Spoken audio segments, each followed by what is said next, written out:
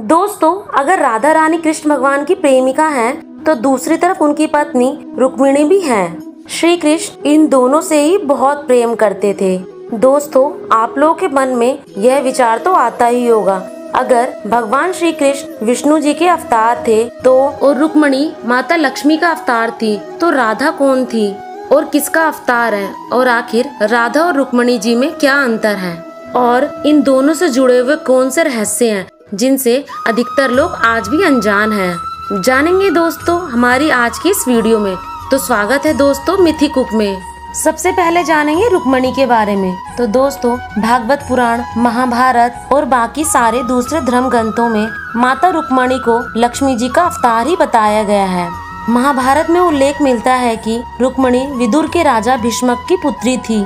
भीष्मक मगध के राजा जरासंध का जागीरदार था। रुक्मिणी को श्री कृष्ण से प्रेम हो गया और वह श्री कृष्ण से प्रेम की इच्छा रखती थी, लेकिन रुक्मिणी का बड़ा भाई रुक्मी, जो कि कंस का मित्र था, जिसको श्री कृष्ण पहले ही मार चुके थे, इसलिए वह इस विवाह के खिलाफ था। वह चाहता था कि रुक्मिणी का विवाह शिशुपाल के साथ हो जाए, इसलिए भगवान श्री कृष्ण ने रुक्मिणी देवी का वरण करके उनसे विवाह कर लिया। दोस्तों, बात करेंगे राधा की, जिनके बारे में आपको जानने के लिए उनके पिछले जन्म यानी कि त्रेता युग में जाना पड़ेगा। दोस्तों, आप लोग तो जानते ही हैं कि रामायण में बताया गया है कि भगवान राम ने माता सीता का त्याग कर दिया था, जिसके कारण कई वर्षों तक उन्हें जंगलों में रहना पड़ा। इसी दौरान श्री राम ने एक राजसूय यज्ञ कराया, लेकिन विवाहित होने के कारण वह अपनी पत्नी के बिना इस यज्ञ को पूरा नहीं कर सकते थे। अपनी पत्नी माता सीता का तो वो पहले ही त्याग कर चुके थे, इस कारण इस यज्ञ का पूरा होना असंभव लग रहा था। ऐसे में आचार्य वशिष्ठ, जो कि इस यज्ञ को कर रहे थे, उन्होंने सोने की माता सीता बनवाई और इस यज्ञ को पूरा किया। अब यज्ञ तो पूरा हो गया, लेकिन वह सोने की माता सीता भगवान श्री राम को माता सीता की याद दिलाती रही। तब भगवान श्री राम ने सोचा, क्यों न इस सोने की माता सीता को सरयू नदी में विसर्जित किया जाए। इसलिए जब वह उस सोने की मूर्ति को सरयू नदी में ले जा रहे थे और विसर्जित करने गए, तब मूर्ति बोल पड़ी कि आपने तो मेरा पूर्ण ही त्याग कर दिया है। मैं पिछले 11.5 साल से आपसे अलग रह रही हूँ। इस मूर्ति के रूप में आप मुझे अपने साथ रहने दीजिए। तब श्री राम ने कहा, सीता, जितने सालों का वियोग तुमने मेरे लिए सहा है, अगले जन्म में उतने ही साल मैं तुम्हारे साथ बिताऊंगा। दोस्तों, कहा जाता है कि यही सीता माता का अंश माता राधा है। दोस्तों, श्री कृष्ण ने राधा के साथ 11.5 साल ही बिताए थे, इसलिए दोस्तों कहा जाता है कि राधा रानी कोई और नहीं, लक्ष्मी का ही अंश अवतार है। जहाँ रुक्मिणी को दैहिक लक्ष्मी और राधा को आत्मिक लक्ष्मी मानते हैं, वहीं राधा उनकी प्रेमिका के रूप में और रुक्मिणी उनकी पत्नी के रूप में थी।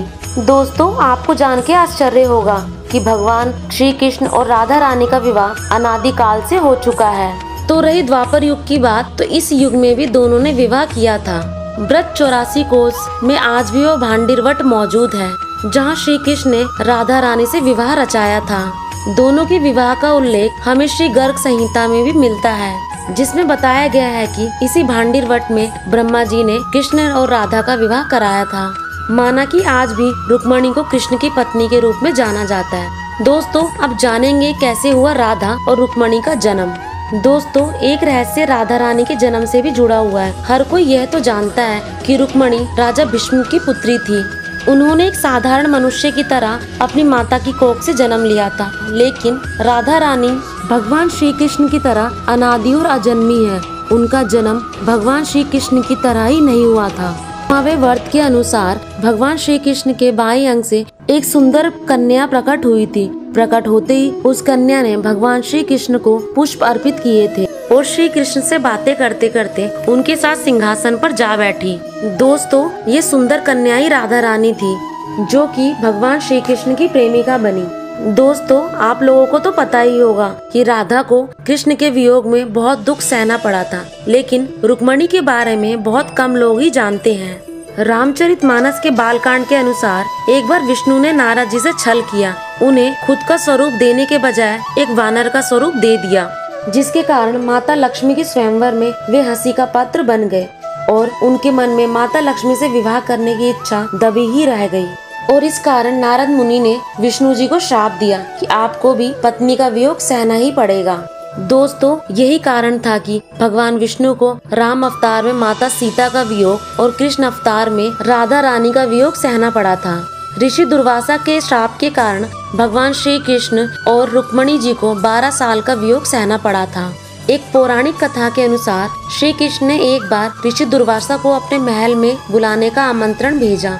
ऋषि दुर्वासा ने कहा कि वह तभी महल में चलेंगे जब उनके लिए अलग से रथ आएगा।